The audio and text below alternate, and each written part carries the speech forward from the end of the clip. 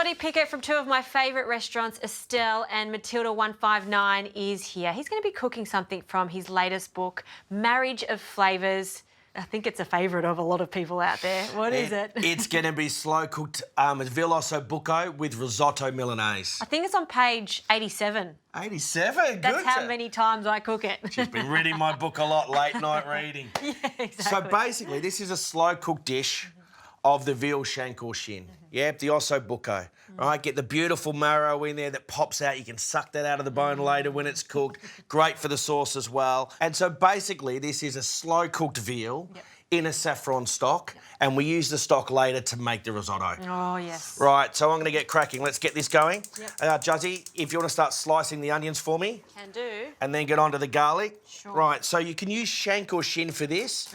Right, and if you get confused, do you want the forequarter, the hind quarter? Right, I just think about if I'm a cow. Right, I'm leaning over like this.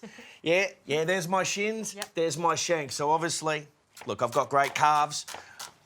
Yeah, the arms are a little slight. But anyway, so I would always go for the shin. Okay. Right, but you can get the shank as well too. It's just bigger and broader and normally a bit thinner. But these look beautiful, big, 350, 400 grammers. Right? A little bit meaty. of... It's meaty, it's chunky. Beautiful winter braise, salt, pepper, nice hot pan. Yeah, good colour each side. And then once that's all seasoned and sealed and done, then we'll start to make our sauce and our braising liquor. This is originally from Milan in Italy. Yes. You know what? I tried a few when I was over there and I was a little disappointed. Didn't get a good one. Not like this one. I think this tastes almost more authentic than the restaurants I went to. So. All right, I'll tell you my first time that I had this in Milan. Yep. Right, we're walking down the canals. Yep. And I'd seen all the guides, all the reviews, where do you go? And I asked this person, look, I just want a perfect risotto Milanese. And it was about midnight, and I'd actually already had dinner. I was with about 8 chefs. And we went to this little house in the back streets, and this local told us. And then I knocked on the door and they said, we're closed, we're closed. I said, I'm from Australia. I need to have risotto Milanese. They said, come in, 6 of us. They said, but all you can have is the risotto. I said, OK. So we sat down. We had, look, it gives me goosebumps. Oh, jealous. Closed the restaurant, this little corner cottage at midnight. Best risotto Milanese ever. Now I need to go back and find this place. It just shows sometimes when it comes to travelling and finding those amazing dishes is to ask that person on the street. They probably know better than what I did, which was just follow all the guides. Rookie error. Rookie error. Right, so you've got the garlic, you've got the onions. These two, you can just mince those with the knife. Now, sort of maybe 2 to 3 minutes on each side. Really, really good crust on the veal. Now, I've got beautiful colour on one side. Look at that. Oh, yummy. Yeah, turn those, give them another couple of minutes, and then I'm going to take them out and rest them and get onto the onion and the garlic. Nice.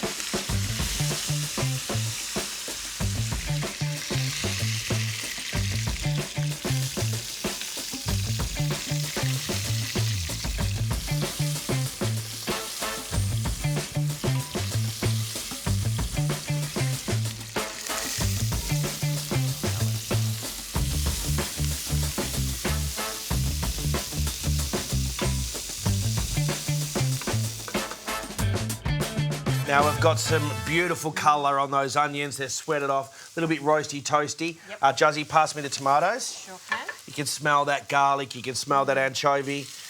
Now we're just going to drop these in. So basically it's saffron and tomato. They're the 2 key flavours with this. And you're using fresh tomatoes that we've peeled and we've taken the seeds out of it so they're not too watery. We've done a classic Comcast. Now that's a chefy thing. I take a fresh tomato, I peel it, I blanch it, I deseed it, I dice it. If you want to use crushed tomatoes at home or tinned, that's fine too. Right, so we're going to sweat and drop that down. And then I'm going to put the Osso Bucco back on top. Now, Juzzy, if you want to grab me some herbs, what's over there? You've got some sage. Perfect. And rosemary and some thyme. Great, great, great. 3 herbs that love veal, that love Osso Bucco, and the little bay leaf for safekeeping. Now, always a good little pinch of salt. Yeah, just to season the tomatoes. I like to season at different stages as well too. A little bit of Percy pepper, if you know our old mate. Now we're going to deglass with the white wine now. Right, it's about 250 mils. Lovely. Yeah, nice high heat. And this is where I add the saffron. Saffron. Nice good pinch of saffron. And that's going to make the stock, when we cook the risotto later, absolutely delicious. I know. You really don't, you say good pinch, but it's just it's not much at all to make a difference to this. 12 to 14 stamens. Yep, so not many at all. Now I'm going to reduce the wine by half. Yep. Yeah, that's almost there.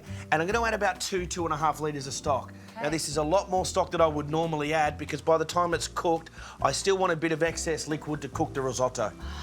Okay. So it's all like flavour, flavour, flavour coming from just essentially the full Osso Bucco and that beautiful stock. And the beautiful stock, you've got your herbs, you've got your aromats.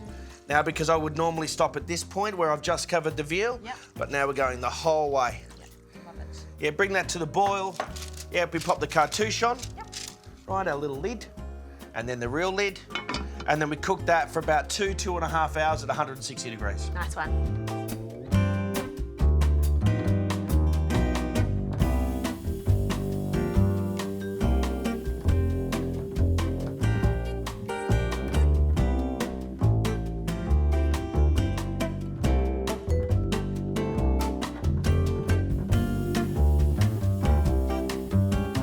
Right now, the veal's been cooking for about 2.5 hours. Yep. Smells absolutely delicious. Oh.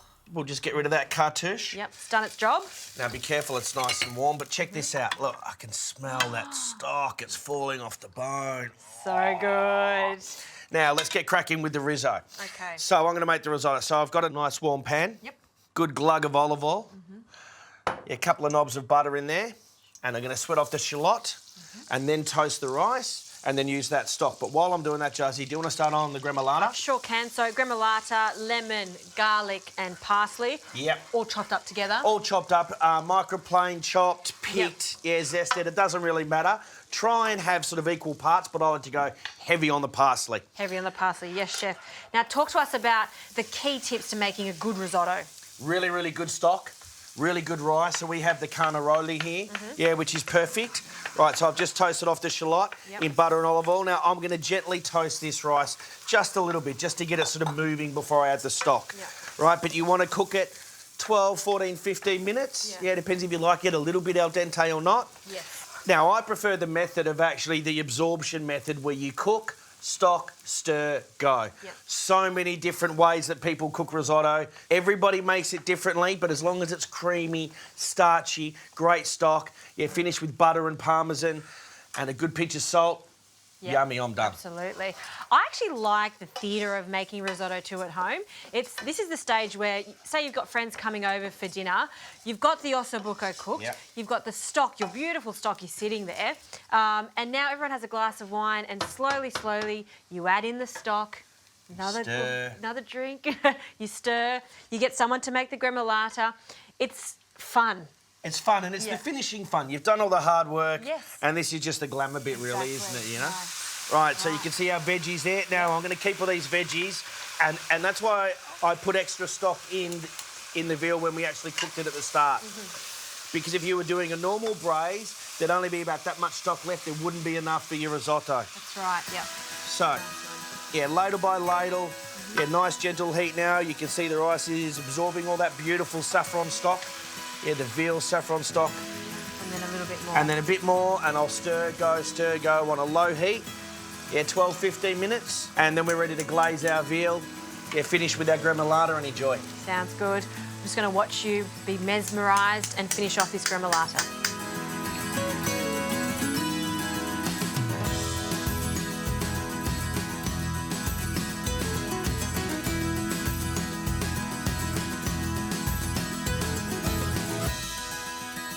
Scotty, the risotto looks so good. It's nearly there, It's huh? almost there. Yep. It's just a little bit al dente, so now we're going to finish it off. All right, so Judgy, pass me the parmesan. Parmesan cheese for you. Fat is flavour, cheesy, fatty flavour. Loads of parmesan in. Yep, you keep going with that because I Oh, love keep that going, parmesan. love that. And really, for me, I'm a simple man. I finish it with cheese, butter, olive oil, salt. Yeah. That's it. Creamy, yummy. I'm actually going to turn it off now. Yep. Stir that through. And nice knob of butter just to finish off. Yep.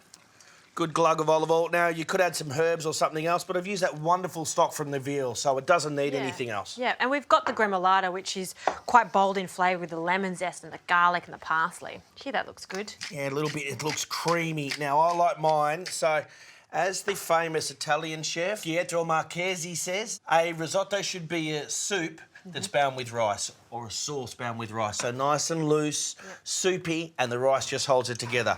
That's how I like my risotto.